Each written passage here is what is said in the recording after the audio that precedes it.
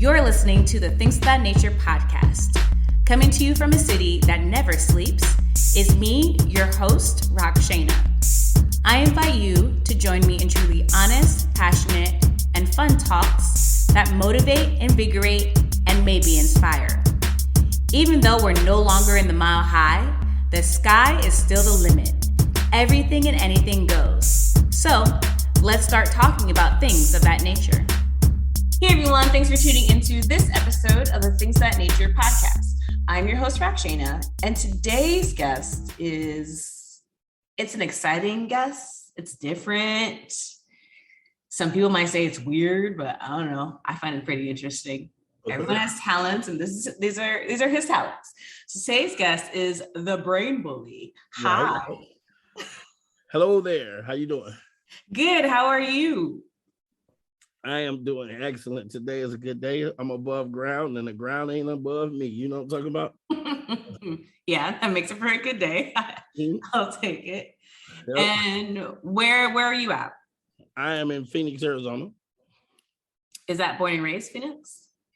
No. I'm from Chicago. Oh. South Side. Chicago, South Side. I haven't been to Chicago or Arizona. Okay. Am I missing anything? I mean, Chicago's a good city. It's a little wild if you live there, but we got some good tourist attractions and shit. So I would say if you haven't been there, it's a good place to go for food and stuff like that. Arizona is a beautiful place. Phoenix is like where you are now. Kind of, you know what the heat is like, and it's like Las Vegas without the strip, but a little bit better. Okay. All right, I'll take it. What made you move? Was it your choice, or were you too young to even decide? Yeah, it was my choice. I came here, when I was younger. I got here 20 years ago. I was young, doing stupid shit in the streets and needed to get away. So Arizona is pretty far from Chicago, so keep you. All right, that makes sense. Yeah. Now, where along your life did the name Brain Bully come about? When I became a hypnotist. I am an entertainer by nature anyway. So, in the entertainment world, you got to have a name for what you do, a pseudonym, a professional name or whatever. So I always had that, with Emerge McVeigh, but I wanted to rebrand myself, and because the Emerge McVeigh thing is more of a music thing than it is in a DJ thing than anything else. So I needed something to separate the two so people can know. So I chose the Brain Bully because it got a good ring to it, and it is actually what I really do. I bully brains, in a therapeutic way. In a therapeutic way, you got to make sure you have that in there. Right. Exactly. So that's how they came about. Okay. When you say you bully brains, you're a hypnotist. Yes, I am clinically certified as a hypnotherapist, and I am a master street and stage hypnotist and hypnosis instructor. That's what I do. How do you teach people to be a hypnotist? Isn't it one of those things where you either got it or you don't? Well, you got to be able to have the confidence to pull it off, but the science, you can teach the science. But the confidence to actually apply the science is what separates us from them. The big dogs from the guppies. So big dogs from the guppies. Yeah. So can you count how many times you've been called a fake? Shit, how many times today? Because there's no baseline for hypnosis. If anybody has, most of the people that have any experience with hypnosis at all is through Hollywood. And Hollywood sensationalizes shit. And, they put their own little twist on it and make everything seem like it's evil or black magic or some type of mysticism involved or something like that. When truthfully, it has a little hint of that to it, but it's not what Hollywood portrays. So when people actually see people laying on the ground, sleep outside, They're like, oh, that's gotta be fake. He not sleep, he moved. And they think when the person sleep that they in the bed sleep. You know what I'm saying? Not in a trance. So, and then the shit that I make people do, people always think that, I've used actors or stooges and shit like that, but I have over 1,000 videos online. And if I had that much money to pay everybody to act, why waste my time? I would just sit up with my money and just kick it. Like I don't need to be a hypnotist, So if you're paying them to do it, then clearly you're doing something wrong if you're paying people. Right, exactly. So I get paid to put people to sleep. I would say the first time I met you and you're like, nah, we're gonna try this out, we're gonna do this. I thought it was a crock of crap. Yeah. I've never been hypnotized because of the fear of being hypnotized and doing something stupid. Because that's what you see. You see someone getting hypnotized and all of a sudden they're taking clothes off on stage or something just stupid and embarrassing themselves. Right. And I make people do that kind of shit all the time. All the time. But you hear people like, oh, the famous thing is don't make me bark like a dog and don't make me cluck like a chicken. Uh-huh. And if you say that, I'm making you cluck like a chicken because you shouldn't have ever said that shit. So it's a good thing I kept it to myself. Yep, exactly. Now, what started this? Because you're an artist and then you switch gears. Where did that switch happen? Well, because I'm an entertainer by nature, like I said, and I love to entertain, and I knew that I was getting a little bit up in age to be still rapping and doing all of that shit, even though I still do. But I use music as an it's an accessory now to what I do, as opposed to it being my main objective. But I needed to be able to do something that I can do until I'm old and gray. And you could be 100 years old and be a hypnotist as long as you can stand and talk, so you're good to go. You probably can't be talking about, fucking bitches and hoes on the microphone at 90. That probably ain't gonna look too good. You know what I'm saying? So call the nursing home and be like, what are y'all feeding them? What's going on over there? So, but that was the premise behind it all, to still be able to stay in the entertainment, to still be able to dabble in my field of choice, which is psychology, knowing what the human brain does, and still be able to entertain people. That's what I love to do. So. All right, entertain. So it's still in the realm of performance. Yep, and I get to help people too every day. So that's the good part. Well, that's a different aspect, because like I said before, when you think hypnotist, you think of just the goofy performance side, so to say. Now, how do you go and help people? Well, like I said, I'm a hypnotherapist, and I'm a transpersonal hypnotherapist. So I deal with fears, phobias, and addictions. So I help people stop smoking, PTSD, fear of flying, fear of public speaking. I help people lose weight, all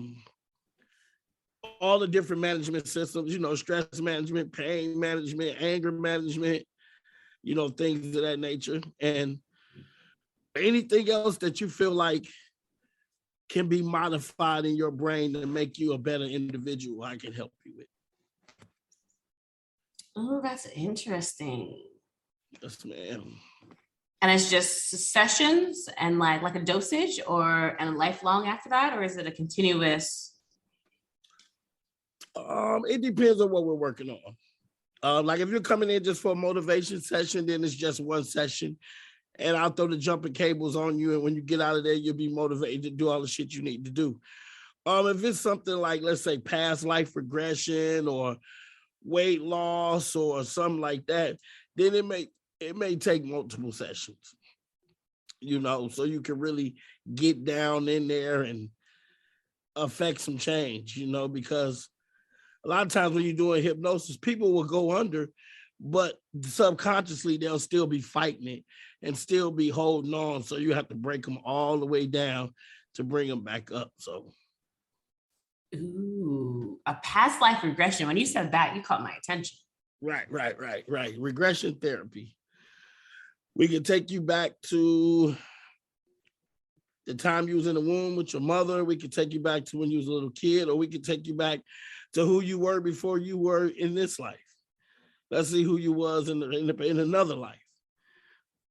And a lot of people don't think that, but I think me personally, I think we've been here 4, 5, or 6 times already. I think it's just erases from who you are, and you just keep starting over and over and over and over and over in this sick simulation of life, you know? Mm-hmm. That's what I believe. Because deja vu is too real. Well, I have deja vu too many times. Recently, I've had it way too many times where I'm like, what is wrong with me in this? Am I just going crazy or what? Right. You'd be like, I've seen this before, though. I know this, right? You know? So, yeah, definitely. Oh, that's interesting. That is real. Huh. Yeah. Okay. That's interesting. Now with it, is it typically the same process? I'm gonna sound so ignorant by saying this, where you just kind of just put someone to sleep and then ask them questions?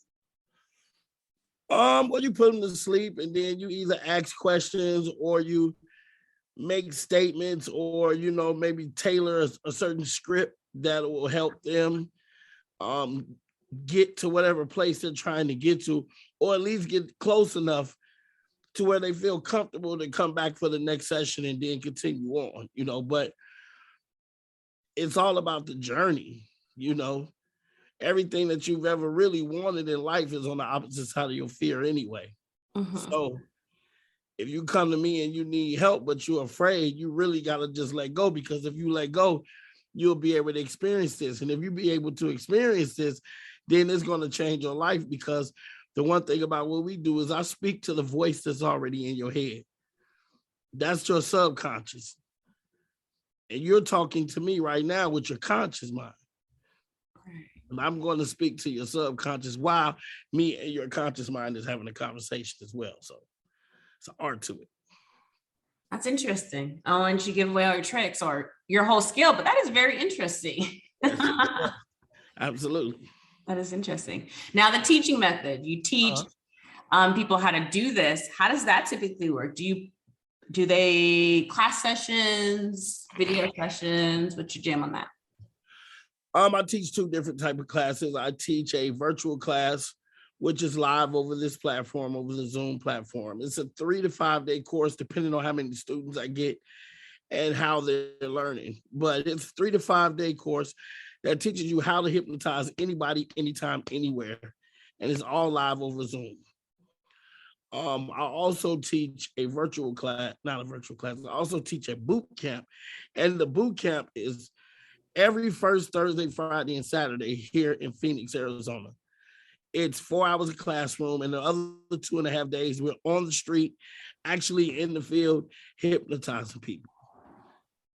And, I can teach that class anywhere from 3 to 5 days, depending on, like I said, the students and how they're grasping the material, how many people they got, so on and so forth. So. Ew. I just want to be a bug on the wall in one of these classes. Just you could be. Could be. I got you. Maybe I'll send you the link to the virtual class. Yeah, because that is so interesting. It's fascinating. It is fascinating. It's definitely it's definitely something that shocks people. Like when I'm out and I'll be at a spot like yesterday, I was out at a mansion hanging out with friends. There's a bunch of females around. Somebody noticed me and they like, oh, they go to hypnotists. And there's always one brave soul that'll step up and say, hypnotize me. Okay. You're about to go to sleep, nigga. Sleep. So, yeah. Okay. Do you plan on putting out a book? Do you have a book already? I am currently doing an audio book right now called Brain Bully Hypnosis. It's taking me a little while because I wanted to be controversial as well as a good study guide, but we're also bringing out. I'm doing another book as well about how language, well, NLP basically, how to use language and images to influence people, basically. So we're doing audio books. and it should be pretty cool. We'll be done here pretty soon, but I got a lot of stuff going on, so I have to slow walk that. And then I got a book of scripts that I'm doing also, which is an audio book where, I have different sessions that I put together that will that people can listen to at night and maybe use them for motivation or help them get over certain things. But you don't necessarily have to see me. You just put in your headphones and press play and then go from there. So, but yeah, that's what I'm saying so far. Huh. Okay. Now, what is your typical answer when someone's like, "Nah, you're faking. That's not real. That's an actor." How do you answer that? Now I just say, "Oh, okay, no problem." I mean, well, I can explain it to people all the time, but the only way that you're not able to be hypnotized is if you're fucking stupid. That's real. I mean, unless you're dumb as shit. If you're not dumb as shit, you're good. Because the more intelligent you are, the easier it is for me to hypnotize you. The more focused you are, the easier it is for me to hypnotize you. So, people say, "Oh, you fake, you this, you that." All right, I got you. But like I tell some of the dudes, keep saying that. Bring your girl, though, while you say that. Bring her with you. So when I take her from you, then don't be upset, For sure. Well, you just said something that was pretty interesting. It's if you're intelligent, it's easy. Why is that? Why would that be? Like, I would think that'd be the opposite because I'm so focused on doing stuff and back and forth that would be hard for you as a hypnotist to hypnotize me. No, because more intelligent people have the ability to focus longer than others. You can sustain. You can sit there and read a book and read 90 to 100 pages in one night. There's just the different things that intelligent people do. It makes you very easy to be able to hypnotize you because you're going to follow directions well, that type of stuff. So. Oh, when I tell you, this is fascinating. I've said it like 20 times maybe at this point. Absolutely. And I'm actually coming your way next month. Oh man, I'm gonna talk your ear off. Yeah, I am. I have my Vegas residency now. I'm at the Sahara Convention Center, 6 shows a month now. Starting the 6th and the 7th. I do 3 shows on Friday, 3 shows on Saturday. And I'm doing that for 6 months right now. And then, we'll reevaluate from the 6-month point and see what we do. So. Ooh, then I'm gonna have to come out to one of these shows. Yeah, for sure. It's erotic now, It's Vegas. A lot of orgasms and titties and shit. So don't be alarmed. It'll be a different kind of show, but it puts you in a different realm. And yes, it's Vegas. You gotta uphold the Vegas, I guess, stereotypes. Not the stereotype, but the Vegas show. That's the best place to do it at in Vegas because ain't no excuses and everybody expect to get nasty when they come to Vegas. So here you go. There you go. Yeah. Nice. So you got a Vegas show starting next month. You have a book and audio sessions that you're working on. Busy man. What else have we got going on? I still DJ at the strip club. I still do music. What else? I still battle rap, URL type shit. I still do that. What else? That's pretty much about it right there. Yeah. That's enough shit. That's a lot. Yeah. I thought I did a lot when I was doing everything full time. You got me beat by a lot. We got to get to it. Slow feet don't eat. You know what I'm saying? That is true. And so hypnotist, that is your full time at this point, would you say? Yes. That's your retirement. Definitely. What is the goal? Besides like having something to retire on and that'd be your legend, so to say. What is your mission with hypnotism? My mission is that when it's over, whenever anybody mentions hypnosis, even the common man and folk will be able to say my name. That's my mission. It's a tall one because there's a lot of cats that's been here before me, but it's not many of them do it the way I do. So I definitely got my own lane by myself in this shit. It's sort of like a nigga in hockey.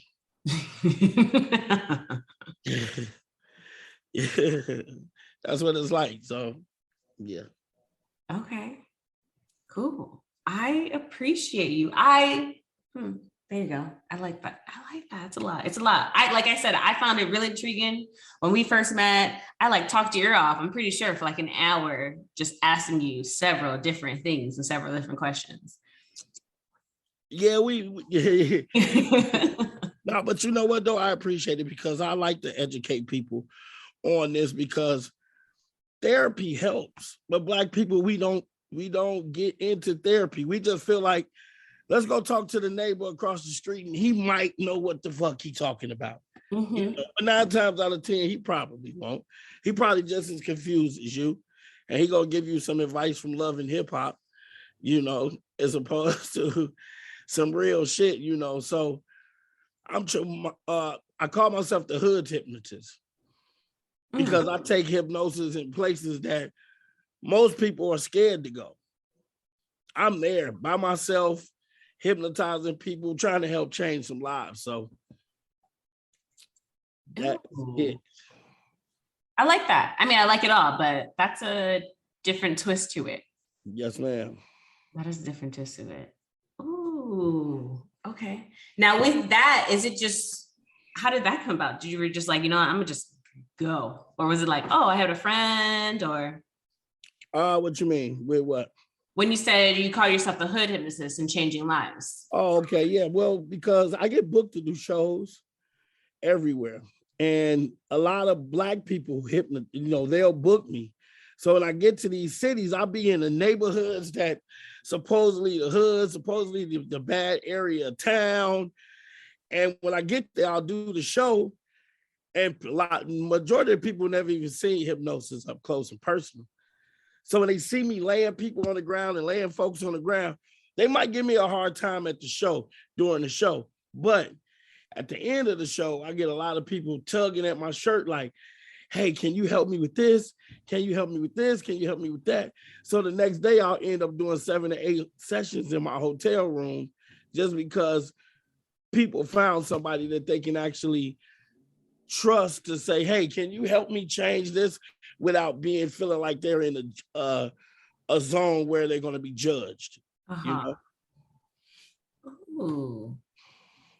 Man, I think you've broadened the hypnotist definition realm for myself, hopefully for everybody else. I think you've made me less ignorant in the field. Well, I'm glad, you know, it's definitely probably the best form of therapy out there, you know, because if you think about meditation, hypnosis is meditation on the go. So meditation is stillness, hypnosis is movement. So I call it meditation on the go, church on the move, you know. Mm-hmm. Church got to be on the move because we got to grow and develop. And okay, so what you like at 25, you probably despise at 30, you know. So in that 5-year period, there's going to be a lot of ups and downs, right? Now, that doesn't necessarily mean you're going to struggle or anything like that, but there's going to be a lot of emotional things going on, a lot of new physical things happening, a lot of new mental things happening. And sometimes if a person is not as strong as you, they can get overwhelmed. And when they get overwhelmed, they come and see me and I just lay them down and turn the light back on in your head. That's it. Turn the light back on.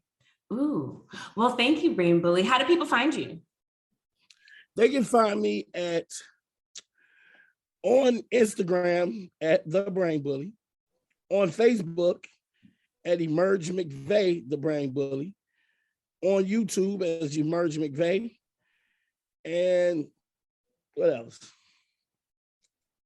My Twitter and my Snap, I don't know where that's at. Oh, my OnlyFans, The Brain Bully 74. You can go there too. Check me out. TikTok too. So. Ooh, so you're everywhere. Put in either the Emerge or the Brain Bully, and someone cannot say they have not found you. Exactly, they cannot. And if you go into my OnlyFans, subscribe, because that's definitely the place where you want to be. I got some shit going on over there. So, yeah, but make sure you come out if you are in Vegas. Yes. 6th and 7th, Sahara Event Convention Center. 3 shows Friday, 3 shows Saturday, 6, 8, and 10. Erotic hypnosis with a stress on the word erotic. Okay, so you'll know. So everyone knows what's going on. Right, so if you volunteer, just know you might end up going viral that night. You know what I'm saying? Ooh, see what I mean by he was different, he's interesting. Like, I know I sound so terrible, but I've always thought of being hypnotized as just a joke. But it's not a joke. And I cannot be the only one out there that thinks that. Honestly, I can't. The first day I met Brain Bully, he hypnotized me. And it was we were at a bar. Actually, we were at a club out here in Vegas. Long story short, he hypnotized me in front of everyone. And so I thought that was really cool. That was pretty cool for me. And knowing that hypnotherapy is a thing, like, where's this been? Nowhere I've heard. See, I hope I hope he inspired people to look into hypnotherapy as a therapeutic way for them, for you. I think it's cool. I'll probably go see a show and sit all the way in the back so that he doesn't say, hey, why don't you come on stage? Yeah, no, we're not doing that, especially the type of show it's going to be. But I'll go and support and check it out. I'm your host, Rockshana. Today's guest was the Brain Bully. Be sure to tune in each week for a new episode. And remember, everything and anything goes. The sky's the limit. Music for the Things That Nature podcast is an original track by Jared Sacramento called Dosage.